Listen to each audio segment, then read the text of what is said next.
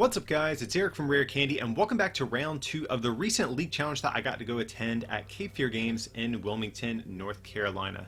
So this is going to be round 2. We did post round 1 already, definitely go check that out if you've not already done so. But here on the left we have Wesley Hunt, he's going to be playing Zoroark Lycanroc. And over on the right we have Ricky Massingale, I believe is how you pronounce his last name. And he's going to play Zoroark Gardevoir, but he also plays a Magcargo line if I remember correctly. So this should be a fun little matchup. This is, of course, a tournament that is for the new standard format. So cards all the way from Sun and Moon up into the most recent set, Celestial Storm, are going to be legal for play at this event.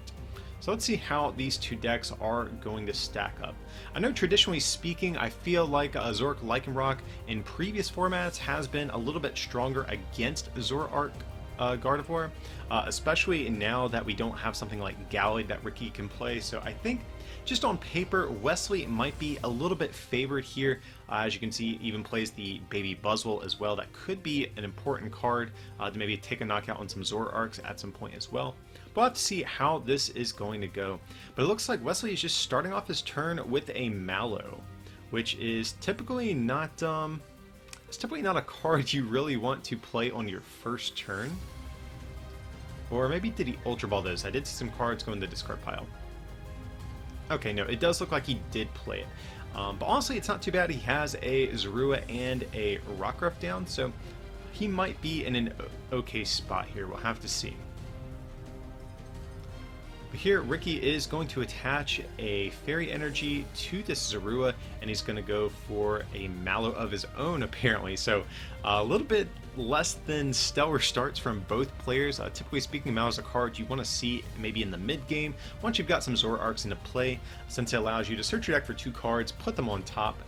So in the mid-game, like I said, Zoroark can just trade into those 2 cards, but on your first turn, it's not quite as powerful, but it will at least set you up for your next turn at the very least. So kind of like a mini Steven's advice in these types of or Steven's resolve, I believe, in these situations. Here he's just going to retreat into this Oranguru, you know, kind of realizing that this Zorua is in danger with this Buzzwole. It's just 1 energy away from knocking out the Zorua, so definitely a good play, trying to keep that Zorua safe. So let's see. And, ooh, I think Wesley may have mixed up some order of operations here. He did put a Lycanroc and a Zoroark on top of his deck, and yeah, but it looks like he put the Lycanroc on top, so maybe a little bit of a misstep there. I think if that is the case, he should just play the Pokemon Fan Club that was in his hand. That would at least allow him to grab a Tapu Lele for next turn to draw out of this kind of clunky hand he has. But here we are going to see Wesley start to get set up here. He is going to want to find some more bench Pokemon. He only has this one Zorua and this Oranguru. He definitely wants to find himself either another Zorua or a Ralts. So it looks like he's going for an Ultra Ball though, getting rid of a Field Blower, and let's see what else he's going to opt to get rid of. Looks like he's getting rid of a Fairy Energy. So he does need to be a little bit careful. He already has 2 Fairy Energies down. A lot of these Zoroark Gardevoir decks, they typically only play maybe about 4 to 5.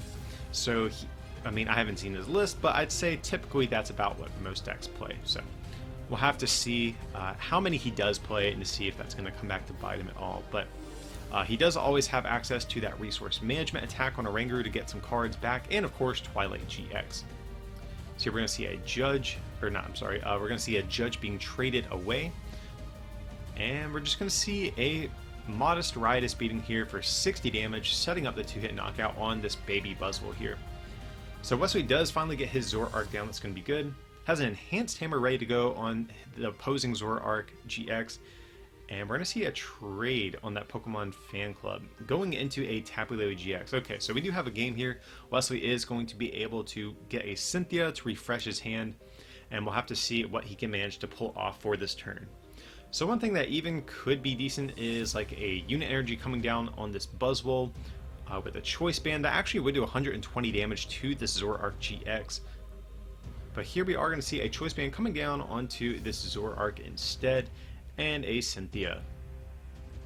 So I think I would have maybe preferred to see the Choice Band on the Baby Buzzwole, or even maybe the Lycanroc GX to potentially, you know, hit some good numbers against maybe like Gardevoir GX if if Ricky does ever get 4 Pokemon to play, the Choice Band will put him at enough to take a knockout with Dangerous Rogue. So we'll have to see what's going to happen though.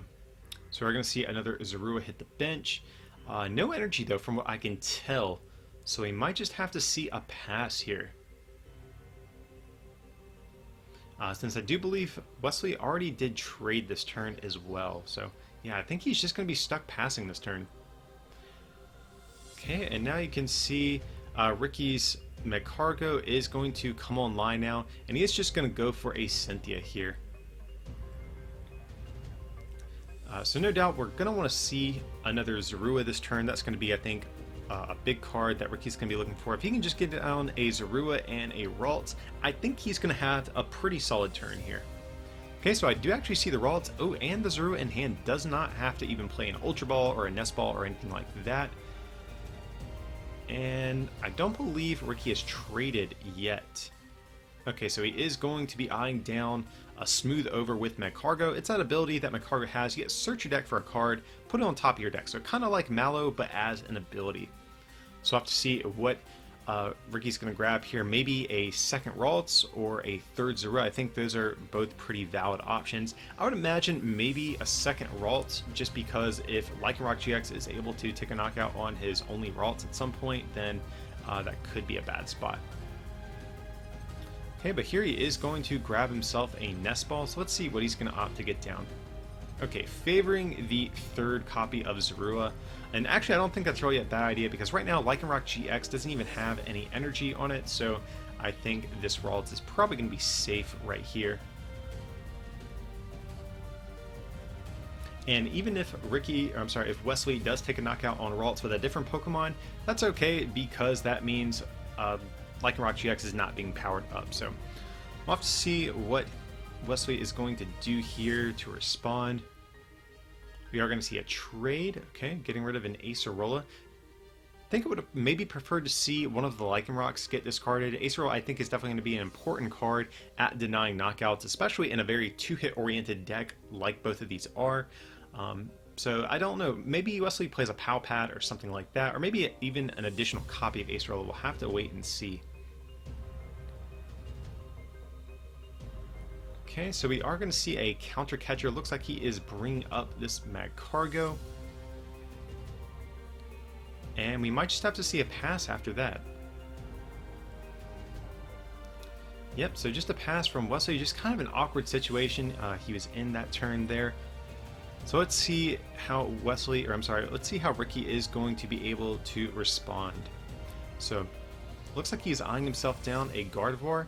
I saw he was kind of debating between Timer Ball and Gardevoir. Timer Ball, I think, has, it's a little bit greedy going for Timer Ball, but at the same time, if you flip double heads, you can get both a Gardevoir and a Zoroark. So I will have to see which he's going to favor here.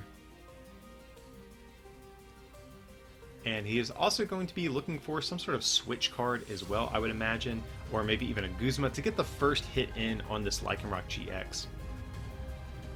So we're going to see a trade. Getting rid of Tapu Lele GX seems like a fine trade target here. We're going to see another Zoroark GX come online as well.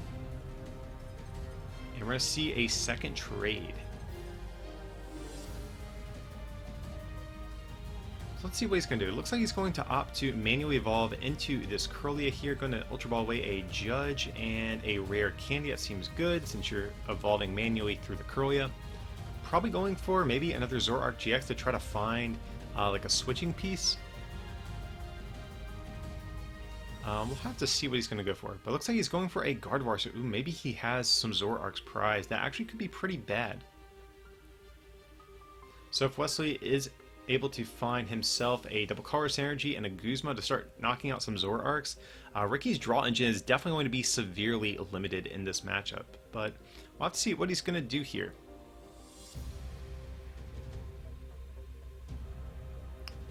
And actually, okay, so Ricky does have a Guzma, opting to get the first hit in on this Lycanroc GX. I think this is a good play here. Even if Zoroark gets knocked out, he will have a way to take a return KO on the next turn. Now, one thing that is unfortunate, though, he is having to attach another unit energy to this Lycanroc GX. I think Double Colorless Energy definitely would have been preferred because now he's not going to be able to Claw Slash. He's going to be forced to use Dangerous Rogue GX, and I think he would rather save that to use on Gardevoir GX. Now, of course, he does not have Double Colorless Energy in hand, so you have to do what you have to do sometimes, but I think that definitely is a little bit unfortunate he did not have access to a Double Colorless Energy there. And so we might just see... Yeah, we might just see a Dangerous Rogue. He does have a Guzma in his hand. It looks like he might be thinking about, but I think he should just probably get some 2 prizes. Yeah, I think this is definitely really his only real play. He could Guzma, but then he wouldn't have a way to take a KO. So definitely doing the right thing here, I think. Okay, and he does have a Gardevoir GX he is going to finally be able to evolve into. Gardevoir, definitely a pretty strong Pokemon. If you guys aren't too familiar with it, has this ability Secret Spring. Once during your turn before you attack, you may attach a Fairy Energy from your hand to one of your Pokemon. Its attack Infinite Force does 30 times the amount of energy on it, and its GX attack Twilight GX lets you shuffle in 10 cards from your discard pile into your deck. So pretty powerful card here, and just with only a little bit of energy, he is going to be able to take a knockout on this Lycanroc GX here. So you can hear he's going to do Secret Spring, that Fairy Energy, and he has a Double Colorless Energy as well, ensuring that he can take a knockout here. So we're going to see that Infinite Force attack, knocking out Lycanroc GX, which is honestly, I think, the big threat that Wesley's deck is going to pose to Ricky. And if Ricky can keep Lycanrocs off the field, I think he's going to be in a good spot. But typically, Lycanroc is the card that really is a pain for this Zoroark Gardevoir deck to deal with. So here we're going to see a Cynthia coming down from Wesley, and I'd imagine we're probably trying to see another Rockruff hit the bench, or maybe even 2 Rockruffs hit the bench, maybe another Zoroark. But the only bad thing about this is that this Tapu Lele, if he can find a Double Colorless Energy, will be able to soften up this Gardevoir, but then just a Gardevoir with 1 more attachment or a Choice Band can actually knock out this Tapu Lele as well. So we'll have to see what is going to happen here. So plenty of Zoruas hitting the bench here. We might see some trades to maybe find an energy. Okay, and it looks like Wesley does actually play a Pal Pad, so that could be good at getting that Acerola back like I mentioned earlier. But I'm actually not sure if Acerola even could be that good at this point, because Gardevoir is kind of threatening a giant Infinite Force knockout at some point anyways. But we are going to see a Pal Pad. Definitely want to get some supporters back into his deck. So going for the Acerola, like I said, definitely a card that could be good in this matchup at some point if both Zoroarks are forced into like a 2-hit knockout war or something like that. And let's see, did Wesley find... It doesn't look like he has a Double Colorless Energy yet. But like I said, I think he still has access to some copies of trade, or some trade abilities this turn rather, to maybe try to find what he needs here. So we're going to see a Timer Wall come down, okay. So he's going to get 1 heads off of the Timer Ball. And maybe just trying to thin some cards out of his deck before he starts trading. So he's going to find a Zoroark GX. He can't evolve into that one just yet since he did bench that Zorua this turn, but nevertheless that will thin an extra card out of his deck to maybe help him hit those Double Colorless Energies he needs to soften up this Gardevoir.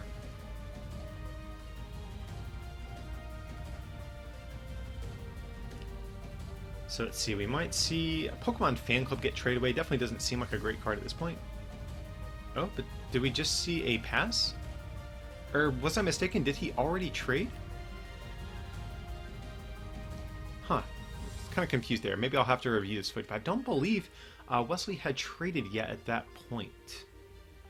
But okay, either way, we'll have to see what's going to go on here. Looks like Ricky is kind of favoring a smooth over right here, so I'd imagine we'll probably see the piece he needs to be able to take a knockout on this Tapu Lele.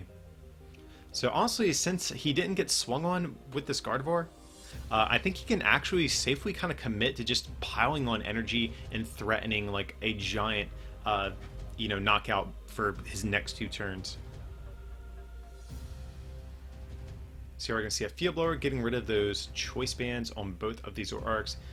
Definitely a good idea there, just because Gardevoir is resistant to Zoroark, and Choice Band really helps ensure that Zoroark can 2-shot it. So without those Choice Bands, it is going to be in some trouble. But here we are going to see just a Guzma on one of these Zoruas. And that will allow Ricky to go down to just 2 prizes, meaning that he only needs 1 more GX knockout to win the game. So let's see what's going to happen here. We do see a Mallow, so I'd imagine we will finally see some double colorless energies come into play here. Maybe even an Enhanced Hammer. Looks like a card he might be eyeing down. I like that. So he definitely wants to keep these energies off this Gardevoir if possible. Also, he could use it to get rid of the energy on this active Zoroark as well, to maybe try to strand it if possible. But I might even think that keeping the energy off of Gardevoir might be a little bit more important here. Just because Gardevoir is threatening like a giant knockout to just close out the game at some point. But either way, the Enhanced Hammer is definitely going to help him. Maybe this will buy him a turn to strand this Zoroark in the active spot. And yeah, we'll probably just see a Rhys beating for, was that 100 damage. And looks like Ricky has a Max Potion, so that's definitely a card he is going to be happy to see right here. Yeah, so, oh, it looks like he's trading it away, but I think he actually had an additional one in his hand here. So we are going to see that Max Potion come down, healing off all that damage off Zoroark, and I think that's going to be just such a huge, tempo shift, kind of in his favor there. So let's see, does he have a way to close out this game? I think his win condition is knocking out a Tapu Lele with Gardevoir GX. Right now he's hitting for 90 damage. If he can find himself a double colorless energy and a choice band, that would also be pretty good as well. So let's see what he's opting to get here. I think he's going for a smooth over, trying to figure out what he needs this turn exactly. Looks like he might be eyeing down Tate and Liza potentially to get this Zoroark out of the active spot. Okay, so that is what we are going to see off of the smooth over, it appears. And he doesn't technically have to reveal the card, but I guess it's going to be played anyways. So, yeah, we're going to see that Tate and Liza, allowing that Zoroark to switch to the bench, and this Gardevoir can get in a hit on this Zoroark GX. We'll have to see. I believe it's hitting for 150 at the moment, if I'm not mistaken. Alrighty. Oh, actually no, it looks like he might be going for a Twilight GX. Interesting. So if he is out of Guzmas, that actually could be a good idea, just because if the Zoroark does retreat, then this Gardevoir might not have a way to actually clean up a knockout to close this game out. So let's see, looks like we saw some Guzmas come back with that Twilight, saw some energy. All good choices, I think. And with Magcargo, you can safely get whatever pieces you need back out of the deck too, so we'll have to see what's going to happen in this turn for Wesley. Of course, he wants to swing on this Gardevoir, but okay, he's going to retreat into Tapu Lele. Actually, not sure how I feel about that, because all this Gardevoir needs now is just a single energy. It can knock out Tapu Lele or a Choice Band, and so yeah, all we have to do is see Magcargo, use Smooth over to grab exactly what he needs, and he can just take a knockout on this Lele.